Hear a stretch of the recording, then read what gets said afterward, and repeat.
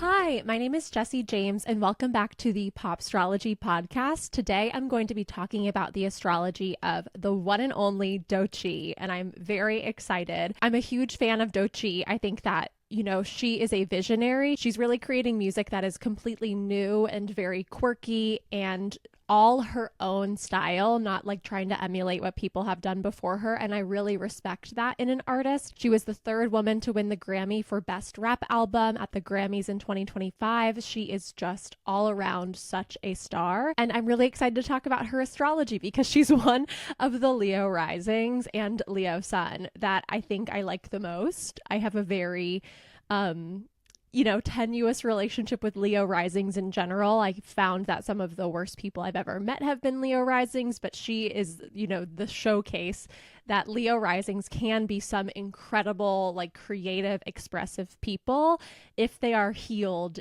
enough and in the right ways, and they have a productive outlet to be creative. So I'm very excited to talk about her astrology today. What has been going on recently? I have been, my whole life is Taylor Swift these days, and I wouldn't have it any other way. I'm perfectly happy about that. I've been watching a lot of movies that tie back to Taylor Swift and the New Romantics movement in general. Yesterday I had a Josh Hartnett doubleheader. I watched the movie Lucky Number Slevin, which one of my astrology clients, who is also a Gaylor, had recommended I watch. Tons of Easter eggs. Literally the whole movie is based on something called the Kansas City Shuffle. It references the number 47, which we've been seeing a lot with Taylor. It's all about these warring mob bosses who used to be one and then they separated and they live in their tower in paranoia. It's so Taylor Swift coded. And so then I was like, well, Josh Hartnett is also in the 2024 M. Night Shyamalan movie Trap. And I thought that Trap was about how fame is a trap, and I was completely wrong. That's literally not what it's about at all. But I thought it was very interesting and also very connected. And I'm working on a TikTok video about the connections I found in Trap to Taylor Swift and to the New Romantics. But in general, movies and Taylor Swift discourse have been taking up a lot of my time, in addition to being an astrologer and doing yoga and taking nature walks and all the things that I generally do, hanging out with my cats. But anyway, that's a quick overview of what I've been up to lately. And so now let's talk about Doechii. Doechii's birth name is Jayla Jemiah Hickman, and she was born on August 14th, 1998 in Tampa, Florida. This makes her a Leo sun, Taurus moon, and a Leo rising. She was raised Christian, and she was raised doing all sorts of extracurriculars. She did ballet, tap dancing, acting, cheerleading, gymnastics, and soccer. And her dad and her uncle were both rappers who recorded professionally but weren't, that famous. Doechii planned to become a professional choral singer until one of her friends said that she should start releasing her own music on the internet and become an independent artist. And so one thing about Doechii is that she has always been a creative. She showed up and people were like, oh my gosh, this woman exists in 2023, 2024. But she has been putting her content on YouTube and on social media since 2014. She has always known that she wants to be a creator, a creative, and she stuck with it. And that 10 years of working really hard finally pays off one day. And then people are like, oh, she's an industry plant. She came from nowhere. And it's no, she's been here. You just haven't noticed her. I feel like men never get called industry plants, but Benson Boone's definitely an industry plant, right? So as I mentioned, she started making music and posting content on the internet in 2014, and then in 2016, she released her debut song Girls on SoundCloud under her name I Am Doechii. And Doechii is an openly bisexual woman. A few years later, she released her first EP, Oh the Places You'll Go, in 2020. And in 2021, a song from that EP, Yucky Blucky Fruitcake, went viral on TikTok. So her virality on TikTok started to get her recognition from people, name recognition from people on TikTok, and also recognition from labels. And then in March 2022, she was signed to both Capitol Records and to Top Dog Entertainment, or TDE. And she was actually the first female rapper ever signed by TDE. She released her first single, Persuasive, through TDE also in March 2022, and then a performance of her performing the song Persuasive was nominated for a VMA, an MTV Video Music Award, in 2022. In 2023, she performed at Coachella. She opened for Doja Cat's tour. She had also opened for SZA's tour in 2021. And then in August 2024, around her birthday, Leo Queen, she released her mixtape, Alligator Bites Never Heal. And this was the mixtape that really blew up for her. It received a lot of critical acclaim. She had an NPR Tiny Desk performance, which is so freaking good. And it peaked in the top 10 on the Billboard Hot 200. She also, as I mentioned, won the Grammy for Best Rap Album for this mixtape at the 2025 Grammys, being the third woman to ever do so. The prior two women who won this award were Lauryn Hill, who she has cited as her biggest inspiration, and Cardi B, who presented her the award. And then, of course, people come in and they're like, who's Doechii? Where'd she come from? She's an industry plant. I can't believe she won over Eminem, blah, blah, blah. And it's just like, just because she's a woman and you don't know who she is doesn't mean that she's an industry plant. Weirdo. Read a book. Doechii has described her style of music as alternative hip-hop, and she credits Busta Rhymes for inspiring her expressive approach to her performance, stating, "There's so many different emotions that I feel like you don't have to emote in one way. Hip-hop gives you so much room to be animated. I'm a theater kid as well, so I like to create characters." And her songs are very theatrical. Denial is a River is one of the songs off of her mixtape Alligator Bites Never Heal, and in this she talks about a man cheating on her with someone that she later finds out is a man themselves. It's very theatrical, it's very conversational. Doechii has also talked a lot about her relationship with substances and alcohol and quitting that and sobriety. And she released a song called Anxiety that samples Somebody That I Used to Know by Doechii. And that song has just completely blown up and is everywhere. I think I saw it on an episode of Love is Blind the other day. And her music is just so much fun. Like, I really don't understand how anyone can dislike Doechii. Her music rocks. She rocks. She's gorgeous. She's so talented. She's so smart and funny. But people love to hate, so why am I surprised? And something that happens to all Leo risings, because they have Scorpio on the 4th house, is that they usually have some sort of like traumatic childhood. I mean, don't we all? But some people much more than others. Leo risings, definitely one of the most. And what Doechii experienced growing up was a lot of bullying by the other kids in her school. She's a dark-skinned Black woman. There was a lot of colorism going on. And so this actually led to the birth of her stage name, Doechii. Like she was Jayla before, and she says, "This was around 6th or 7th grade. I was bullied so bad that I was becoming somebody else for someone else's comfort. It effed up my head because I always knew I was that girl. I always knew I was dope as fuck. My taste level was very high when I was young. I wasn't into the shit that everybody else was into. Not to say they weren't into cool shit, but my shit was just cooler." And that is a Leo woman for you. She continues, "I was in a position where I thought about killing myself because the bullying was so bad. Then I had this realization." This is so Scorpionic.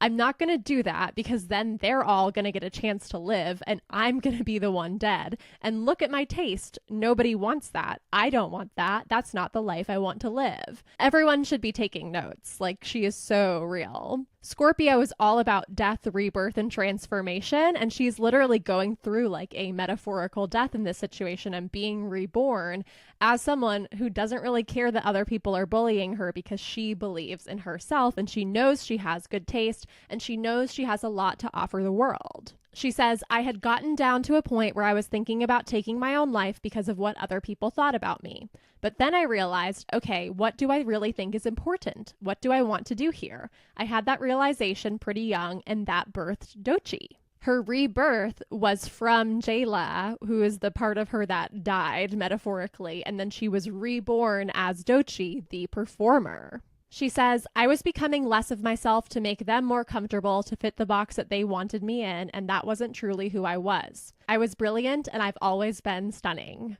And we love a queen who knows her worth. So that is a brief overview of Doechii's history up until now, and so we can talk about her astrology. Her chart is really interesting, very similar to Barbara Streisand. She doesn't have that many like really strong aspects or crazy aspect patterns, but her birth chart still does, as it does for everyone, really show why she is the way that she is and her trajectory in this lifetime. So here is Doechii's birth chart. She was born on August 14th, 1998 at 6:30 a.m. in Tampa, Florida, which once again makes her a Leo rising, Leo sun, and a Taurus moon. The first thing that my eye was drawn to is this big first house stellium. She has not only her rising and sun in the sign of Leo in her first house, but she also has Mercury there conjunct her sun, Cazimi, and Venus in Leo as well. A first house Leo sun is someone who is all about creative self-expression, someone who comes off very warm, very charismatic, very confident. And I think you can see that in the quotes that I just read. She knows who she is, and she's like, why would I care what anyone else thinks? I know who I am, and that's all that matters.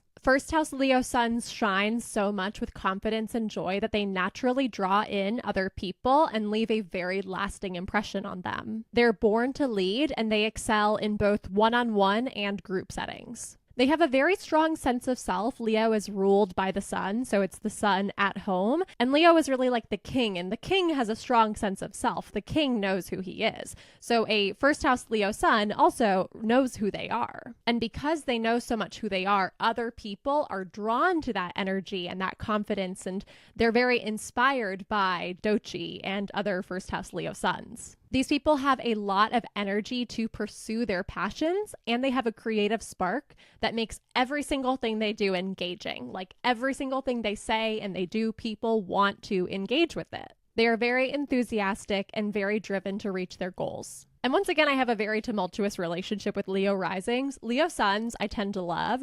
Leo risings, it depends. Like J. Demon Vance is a first house Leo sun. He has a Leo rising. DT has a Leo rising.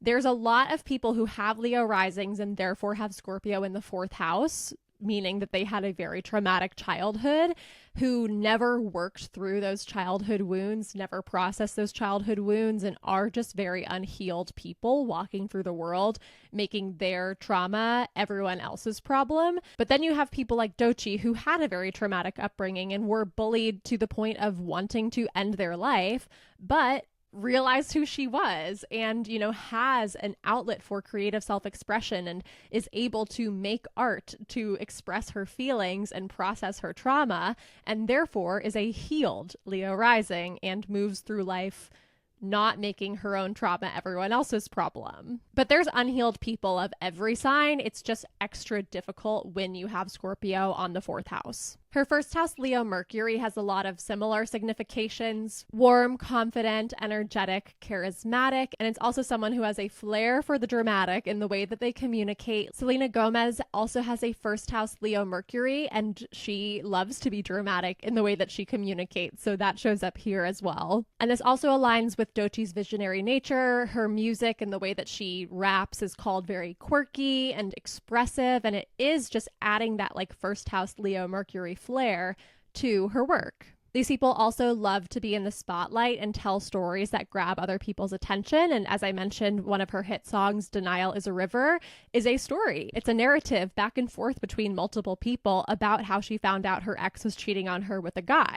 This is an attention-grabbing story that really engages people because it's not just her telling it, it's her telling, and then there's like a call and response sort of deal going on. So it really engages the audience in her work. And what does a first house Leo sun like to do? Engage people. What do people like to do when they encounter a first house Leo sun? Engage with whatever they're doing. These people need to express themselves. Like, it's a huge part of who they are. So they speak their minds very regularly, and they usually choose honesty over being diplomatic. And then the last planet she has here, her first house Leo Venus, indicates that she is a creative, bright, and charismatic person. Is there a pattern? Leo tends to have very similar effects, as do all signs on the personal planets. She's someone who lights up a social scene, any party or event that she's at, with her charisma and her confidence and her charm. And Venus is the planet of love and beauty and art, and Leo is really all about the sun and shining really brightly. So it's someone who loves to make art and who has great aesthetic tastes and who dresses really well, but everything that they do is bright and it's in your face. They're naturally drawn to the performance arts like rapping and singing and dancing and fashion because it combines all of their interests and gets that Leo, like, I need attention thing sort of out there. Their creativity brings joy to both themselves and to others and makes anyone who encounters it feel more vibrant, but they do have this need for recognition. They need praise. They need need validation. It's such an important part of their self-worth. And so Doechii achieves that by putting herself out there and making great art. But if you meet a person who has strong Leo placements, especially a Leo moon, and they do not have a creative outlet, that's going to be a horrible person to be around because they just want recognition. They want validation. They refuse to ask for it. That's not something that a Leo does, but they want it. And so they're just cranky and whiny all the time because they want recognition and validation, but they're not putting themselves out there to receive it. So they're blocking their own blessings basically, and they're just in the way of themselves all the time. Both of my parents are Leo moons. Yeah. Doechii is super fixed. Her big three are all fixed. We have the Leo sun and rising, and then she has her moon in her 10th house of Taurus. And the 10th house is all about your reputation, your career, your public image, what other people think about you, the way other people perceive you. Having your moon, which is all about emotions and your soul and like where you come from, in the 10th house means that your career and your public image are very deeply and emotionally important to you. These people will really only be happy when they choose a career that aligns with their personal values and brings them joy. Taurus is a lot about material possessions and security, so a 10th house Taurus moon is someone who's going to value stability as well in their career, and music obviously isn't that stable. But because Doechii has been creating and putting out content since 2014, it's now been 11 years, I think that she gets this stability in a very unstable industry from herself. Like, she trusts herself so much, and she knows that she is such a creative person that she is consistent and she will keep putting her content out into the world and creating, that it becomes stable because she feels stable. She feels like her source of creativity is like her rock. And because she trusts herself, she can feel stable in an industry that is notoriously anything but. Having her moon in Taurus also indicates that she is someone who does not overpromise. She is very practical and grounded and realistic. Taurus, the fixed earth sign, the bull. She knows what she can do, and she is never going to overpromise and underdeliver. She wants people to understand that they can rely on her. She wants people to know that when she says something, it's the truth. And she's not going to tell them something or promise them something and not give it to them, because that takes away that stability that she craves so deeply. Once people start to not trust her, her whole foundation is shaken, and that's not something that she's going to be okay with as a 10th house Taurus moon. I should also mention that the moon is exalted in Taurus. It's the best place it can be in the zodiac, and so she has a really great resourced moon. Like, she has a lot of ability to deal with her emotions because her moon has the most resources that it can have. And not necessarily the most. She could have a moon in a stronger aspect to Venus, who is the ruler of Taurus, and have a, technically better positioned moon. But all in all, it's in a really good place. And so she has this T-square of her moon up at her 10th house in Taurus, her rising over in her first house of Leo, and her Chiron down in her 4th house of Scorpio. Chiron is the asteroid that represents the wounded healer, the most deeply wounded part of ourselves, that when we heal that, we can then use that to help heal other people. And in Scorpio, it just becomes so deeply transformative. I mean, Scorpio is already about wounds, so add Chiron in here, and they just have a trauma party. They're like, let's go. 4th house Scorpio too. They're like, we are all about trauma over here. But it's Chiron, so it's all about healing that trauma, which, as I mentioned, is so critical to Doechii being the productive and healthy Leo rising that she is. Like, one of the things that she was born into in this lifetime was like being called to heal her childhood trauma.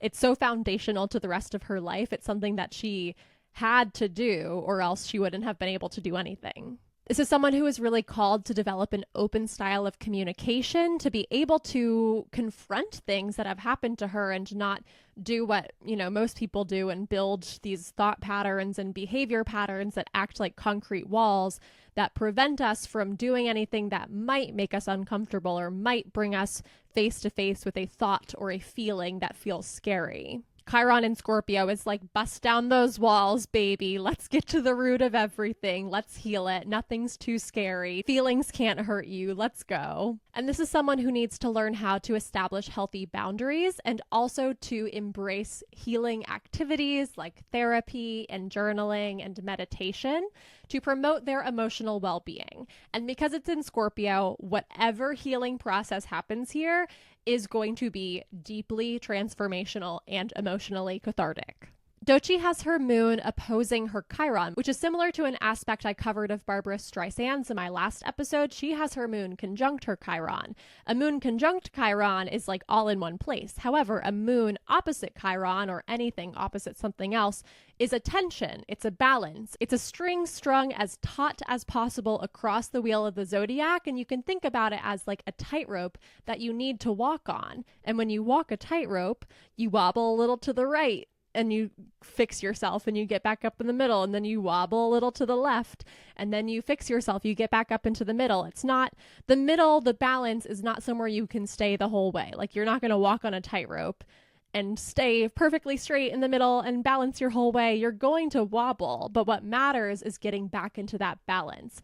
And that's exactly how I would describe an opposition aspect in astrology. You will fall to one side or the other. When planets transit those positions, that will activate that one side and it will make you wobble a little. It's your job to understand how to pull yourself back into balance. It's like a balance between the pain of past experiences and sitting in that pain and being like, I hate that that thing happened to me and I just want to wallow in it, and emotional healing. Saying, but I'm not using that to wallow. I'm transforming that into strength. A balance between those two things. Because, hey, we all love to wallow. Hello, I'm like the number one wallower, but you can't wallow all the time. It's a balance. Doechii having this aspect indicates that she is invited to transform her wounds into wisdom and compassion. And her having Sagittarius in the 5th house, which is the sign that's all about wisdom and journeys, means that through her art and her creativity, which the 5th house talks about, she can go on these wisdom journeys and like learn knowledge and develop wisdom and transform her own pain into wisdom. Sagittarius follows Scorpio in the wheel. So she heals her trauma in Scorpio, her 4th house. And then in the 5th house, she accounts for that. She makes art. She writes lyrics. She says, hey, what did I learn? Let's put that into a song. Her Chiron also makes a square to her Leo rising in this T-square. Once again, similar to Barbara Streisand, Barbara has her Chiron trine her rising. Your rising sign is how you present to the world. And so having a Chiron squaring your rising, which is another tense aspect, not as tense as an opposition, because the tightrope in a square is much shorter. You don't have to maintain the balance for as long. It's sort of like an easier obstacle to overcome. It's still a tense aspect. So this aspect indicates that she might face challenges that deeply impact her sense of self and how she views herself and how she views others. Therefore, she has in this lifetime a very, very deep requirement, not option. It's like something you have to do if you're going to succeed, and you have this aspect in your chart, is a requirement for introspection and healing your wounds. How have your wounds shaped your identity, and how can you integrate that into your self-expression instead of trying to like distance yourself from it? You won't be able to distance yourself from it. If your ascendant is an aspect to a planet or a point in your chart, that is something that impacts how you live your life every single day. You can't ignore it.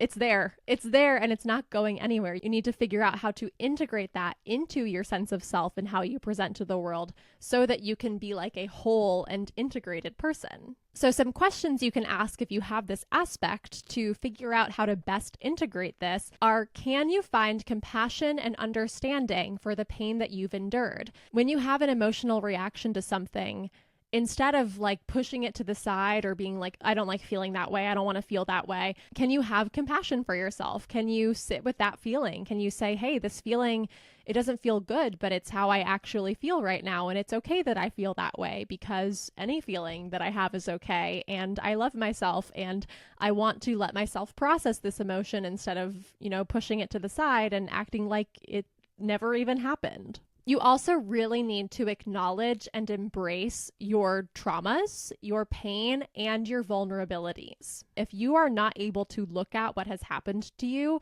with compassion and self-love and understand, like, it's really unfair that that happened to me. However, it did, and it's part of me, and it's part of who I am, and I need to understand how that impacts me.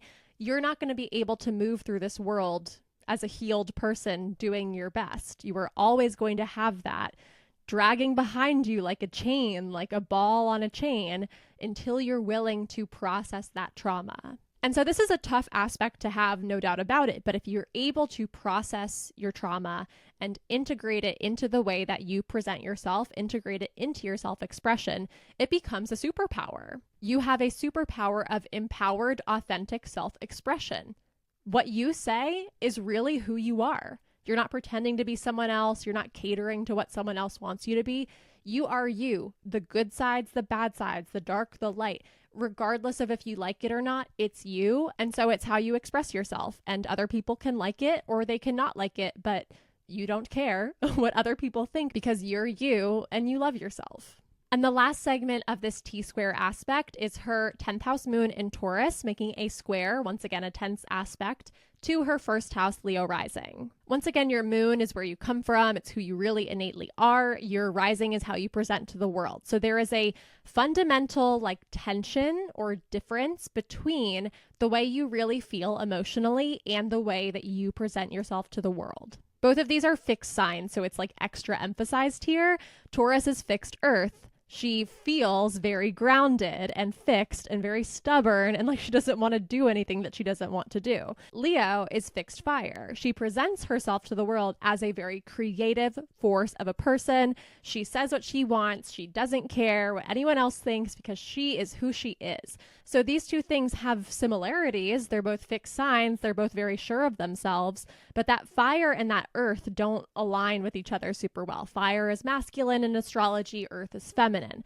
Earth is very, very grounded. Fire is like that gut spark in you before you do something, before you say something, before you think something. That little kernel of fire in your gut that drives you, that spark of life. Fire is what separates the living from the dead. This can mean that the way she presents herself as a very fiery person, the reactions of people to that, especially when they're negative reactions, can make her feel very, very sensitive. They can impact her very deeply emotionally. There can be differences between how she presents herself to the world and how she actually feels. What she presents to you, the mask that she has, is different from who she is deep down and emotionally. This is once again an aspect that means it's very important to have self-compassion. It's very important to be in touch with your feelings. It's important to go to therapy and process your trauma and journal and meditate and do mind-body practices. Life is a journey of learning and self-discovery. It takes practice to get to a place where you actually don't care what other people think about you. And that's true for everyone, but it's very explicitly shown in this moon square rising aspect. These are also your two most personal placements. Your rising moves about every 2 hours. It moves to a different sign. So it moves a degree every 6 minutes, I think. And the moon takes 28 and a half days to move around the whole zodiac. So the two fastest moving placements in your chart, your rising and your moon, are the two most personal placements in your chart. And so when these two are at odds with each other, I literally also have this aspect. It can be a little difficult. It's something that you have to work through, but it's something that creates a superpower once you do work through it, as opposed to people who don't have tension between their rising and their moon. They don't have this challenge to overcome. So every challenge that you face is an opportunity for you to get stronger. And I think that Doechii recognizes that. I think she's been through a long healing process. She's not even 30. I mean, her Saturn return isn't coming up until 2028 probably, but she's gone through a lot. She will go through a lot, but I think that she's developed the skills that she needs to do that with compassion for herself and without making it everyone else's problem. Doechii has one planet in her birth chart at a critical degree, and that is her Neptune in her 7th house Aquarius, which is at 0 degrees. When a planet is at 0 degrees, it's imbued with some Aries energy. It's very unjaded, but in that it's also naive. It wants to go get it, but at the same time, it doesn't have the experience to understand that sometimes you do need to restrain yourself or not put all your eggs in one basket. It's let's go, let's go, let's go. And so this to me means that Doechii has a lot of very powerful and raw Neptune energy in her. Neptune being the planet of illusions and dreams and escapism and other worlds. The 7th house is the house of the other. It's opposite the 1st house, which is the house of you. First house is like your I and your I. The seventh house is you. It's how you interact with other people. It's how other people perceive their interactions with you. And in that, the seventh house also shows you what kind of person that you're looking for. So having Neptune in the seventh house indicates that you're probably looking for someone as a friend or a business partner or as a romantic partner or spouse who has Neptunian qualities. This is someone who is soft, emotional, and compassionate, but also someone who's potentially idealized. This can be someone who has a hard time really seeing their partner for who they are and instead projecting an idealized image on who they think their partner is onto that person, which can cause problems with themselves when they realize that's not true and then they're suddenly disillusioned, and can also cause problems for their partner who never really feels seen. They're like, you think that I'm someone who's different from who I actually am, and that can be really hurtful in a relationship. Neptune has martyr qualities, so this can also be someone who seeks out people who need help without that person asking for help. It's an I can fix him, no really I can placement. And then because of these martyr tendencies, they can devote all of their energy to fixing this person who has not necessarily asked for help. And then they can develop resentment that they're spending so much energy helping this person who, once again, may or may not have even asked for it, that they have put their own needs on the back burner. And then they become very resentful that their needs aren't being met. And it's like, hold on, you did all of this. Like, all of this was your choice. These people need to learn how to set healthy boundaries, but Neptune really struggles with boundaries, and so there can be a bit of an issue here. I would say that, like, even though she has so much transformational energy going on down in her fourth house Scorpio with Chiron and healing her wounds and it being connected to her moon and her rising, there's also this Neptune out here being like, don't forget about me. You have bad boundaries in relationships. So it is something for her to make sure she's not forgetting to look at. This placement can also cause frequent misunderstandings in relationship because nothing with Neptune is really clear. But it also presents an opportunity for growth as you challenge yourself to not look at the world with rose-colored glasses and to literally see what's in front of you and accept it as such. These people are also very sensitive to the influence of other people. Neptune is a very, very sensitive planet, so it's important that they surround themselves with good people who don't, like, have a ton of negative energy around them. Doechii's Neptune here at 0 degrees of her 7th house Aquarius directly opposes her Venus at 1 degree of her 1st house Leo. So that Venus is not at a critical degree, but it is pretty close. So it has a little bit of that, like, I've never experienced this before. This is my first time ever doing this, but I am ready to go. And if I make mistakes, that's okay because I'm just learning sort of energy. And another opposition, here's that tightrope again. She needs to learn to balance that Venusian, like, love, artisticness, beauty, romance, etc., with that Neptunian idealism. Venus and Neptune are not that different as planets. They cover some of the same domains. Like, Venus and Neptune are both very much about art. They're both very much about compassion. They're both very much about love. However, one of them is like this idealized dream world, and the other is one of your most personal planets that is very, very practical and tangible in your day-to-day life. Also, having Venus in the 1st house makes Doechii extra beautiful, which, you know, we didn't need to talk about because she's gorgeous. So this tension between Venus and Neptune means that she needs to learn to balance the ideals of her imagination with the reality of her relationships and her life circumstances. Her dreams and ideals of what relationships can be with that 7th house Neptune, with the reality of love and expression and self that she needs to achieve in this lifetime, 1st house Venus. This can indicate that someone is a dreamer, that they yearn for, you know, a greener grass of another life or another reality. A benefit is that their inner vision really informs their creative process. And when they get into a flow state of creativity, it can really feel like their creativity just bubbles up from a bottomless well of inspiration. But they need to be realistic and avoid, like, overly idealizing what they can create within, like, a physical time and space and with physical resources. And I don't think that she has as much of a problem with that because that 10th house Taurus Moon is really practical and grounded and probably keeps her from, once again, over-promising, under-delivering, but it is something that she needs to watch out for. Those things exist, once again, in a balance, in a dance, and so it is something that she needs to watch out for and probably has a lot of experience correcting for. And of course, one of the most important things for her to learn to do in this lifetime is to establish healthy boundaries. Her Saturn is also up in her 10th house of Taurus, which we'll talk about in a little bit. But like, girl, that Saturn needs to be working overtime because we need those boundaries. She also has a night chart. So Saturn is her out of sect malefic, meaning it's the most negative planet in her birth chart. So I can imagine that she has a pretty tenuous relationship with Saturn up in her 10th house of how people see her. Her next personal planet is her Mars, which is in her 12th house of Cancer, and Cancer is Mars in fall. Mars is exalted in the sign of Capricorn, and so in the opposite sign from Capricorn of Cancer, it is in fall. And fall is a planet in the worst place it can be in the birth chart. Just like her Taurus moon is exalted in the opposite sign of Scorpio, that moon would be in fall. Her Mars in Cancer is not well resourced to do what it needs to do, because what Mars needs to do is fight. Mars is the planet of drive and energy and war and aggression, and Cancer is the nurturing sign of the home and the family. And so Mars in Cancer, I heard this metaphor on the Astrology podcast last year, and I've used it before. We had Mars in Cancer from like September 2024 through April 2025. Very, very long time. A lot of bad things happened. But they said that having Mars in Cancer is like, I need to protect the family, very father figure. The solution to this problem is obviously to give every single person in my family, even the kids, a knife.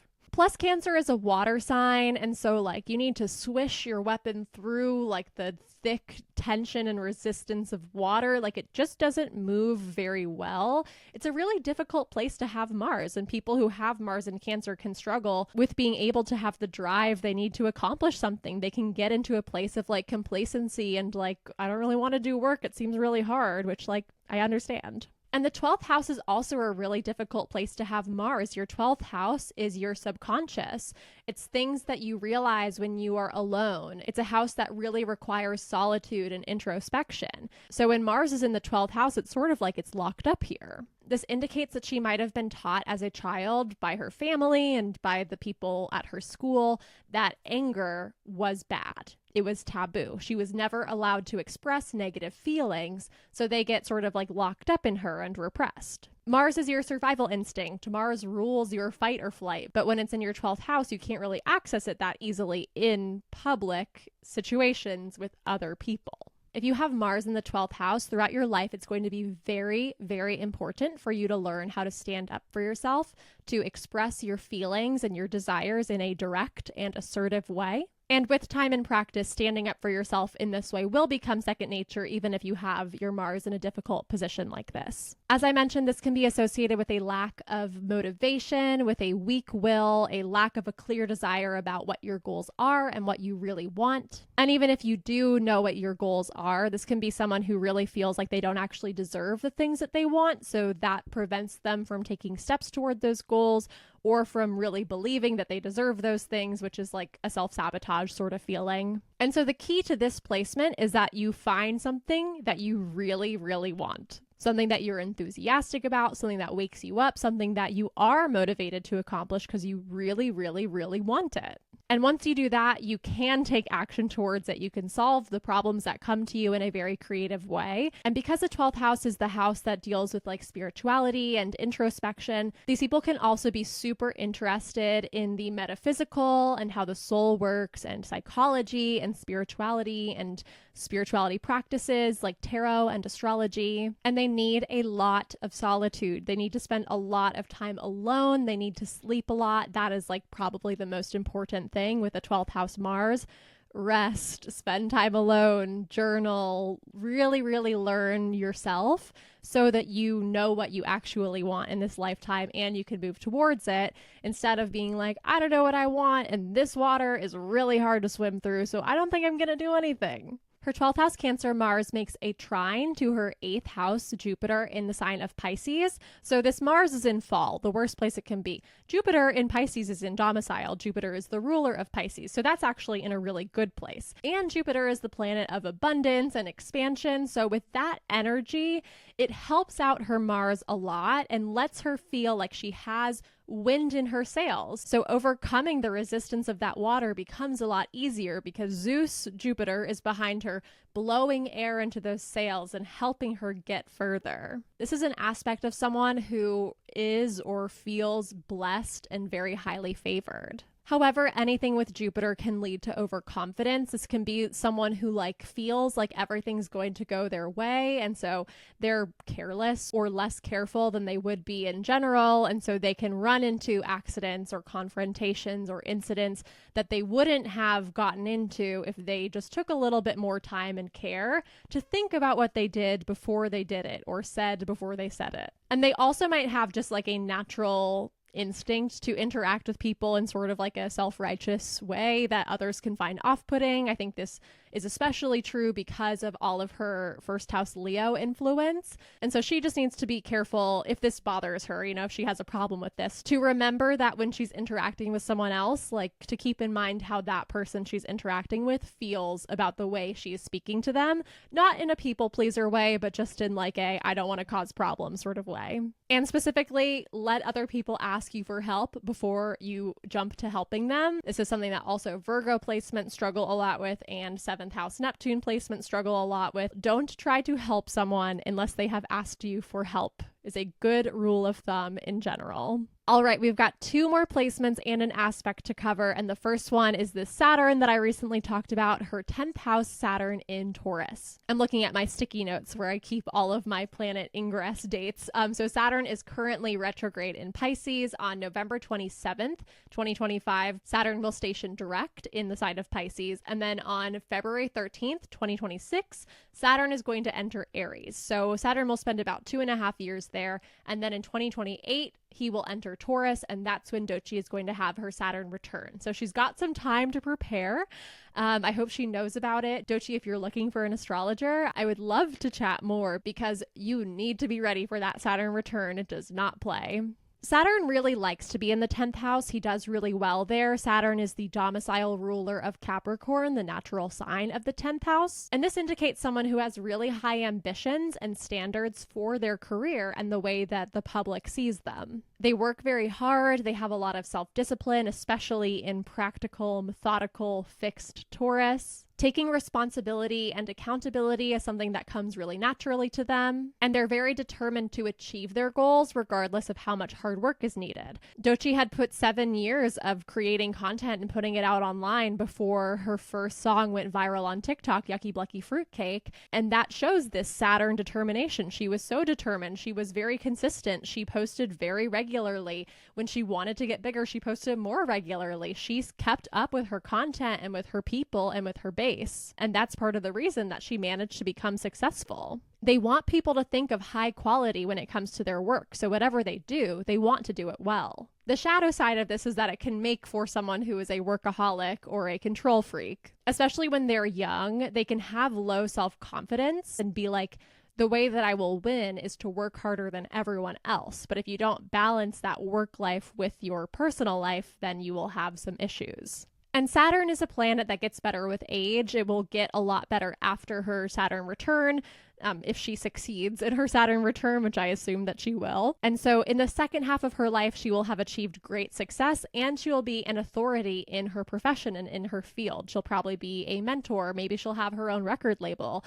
All of these things come from having Saturn in the 10th house. Her Saturn makes a trine to her North Node in the 2nd house of Virgo. Now, the North Node can't exist without the South Node. It's a lunar axis, and it's deeply tied to fate, but also to your past life and to the history of your soul in this world. The South Node, which is in her 8th house of Pisces, is where she comes from, what she might have done a lot of in her past life, so it comes very naturally to her in this life. And her North Node in her 2nd house of Virgo is where she needs to go to. It's her destiny. It's her life purpose. You can tell a lot about what you're meant to do in this lifetime by looking at your nodal axis. And if you're interested in learning more about that, because I know life purpose and why am I here is such a big question for so many people, I would love to do an astrology reading for you. You can book on my booking page, calendly.com/theastrodiva. And so the 8th house, where her south node in, is all about secrets from a past life. It's the natural house of Scorpio. It's all about depth and darkness. And even if Doechii doesn't see that secrets are an important part of her lifetime, it's there, and it is. And so her destiny in this life is to move away from that 8th house of secrets and towards the 2nd house, which is all about value and self-worth. It's time for her to create a new reality that's not shrouded in secrecy and darkness like Scorpio. Because the 2nd house is all about value, this means that Doechii is called to create her own value system. She might have had trouble in the past or in a past life with basing what she likes off of what other people like, basing what she thinks cool off of what other people find cool. But in this lifetime, she is called to create that value system for herself, and then, other people might pick up on it. But her already making such visionary art, I think, is a really important indicator that she is on this right path. Like, she is creating her own value system.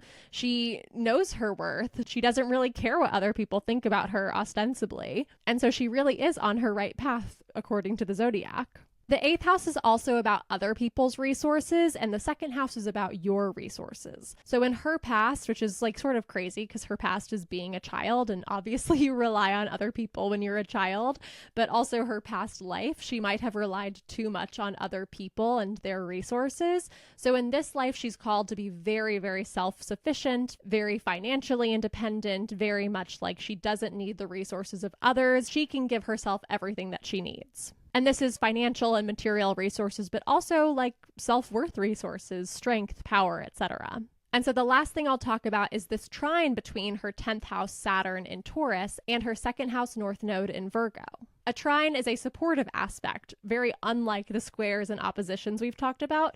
Trine is easy, it flows well. Trines are between two signs of the same element, so they have a lot in common and they support each other. The nodal axis, as I mentioned, is very, very important in your life and in your birth chart. And so when a planet aligns with that nodal axis, that really emphasizes the importance of that planet in her life. So even though Saturn is, it's not her chart ruler, it's actually her worst planet, her out of sect malefic, it's very, very integral to her life story because it forms a trine with her North Node. And Saturn trine the North Node is very stabilizing and actually decreases some of the negative aspects of Saturn. So some of that negativity of it being her out of sect malefic is taken away because it's so supportive of her life purpose. This is an aspect that fosters patience and practicality, especially with Saturn in super practical Taurus. It enhances her interactions with authority figures and older people and can help her gain a lot of wisdom and knowledge from older people. It gives her a lot of patience and perseverance, and Saturn is about boundaries and limitations, but the North Node touching Saturn in this way really helps you understand what limitations are just there and what limitations you can redefine because they're very arbitrary.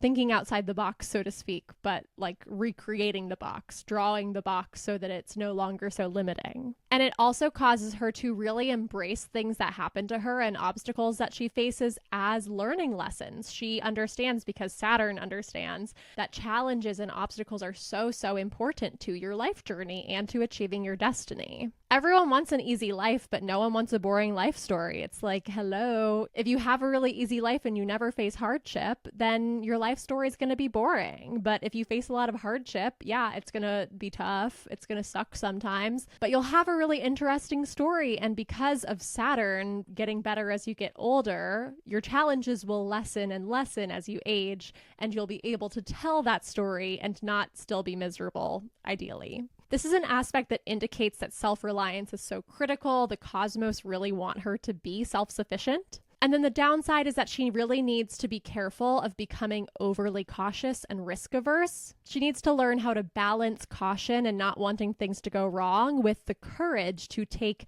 calculated risks. Not just any risk, but a risk that you have said, this risk is going to help me, and so I have carefully calculated it, and I think that it is worth taking, and I have the courage and the bravery to go through with this risk, to leap and expect that the ground is going to be there when I land. And the other thing about Saturn is that Saturn is a planet that is very adherent to like societal structures and frameworks. So much of like what I do is about breaking societal structures and like succeeding outside of them. But this is an aspect that says, how can you push your limits? How can you redefine things? How can you be a visionary and still succeed within existing frameworks? So that is something that she needs to puzzle out for herself.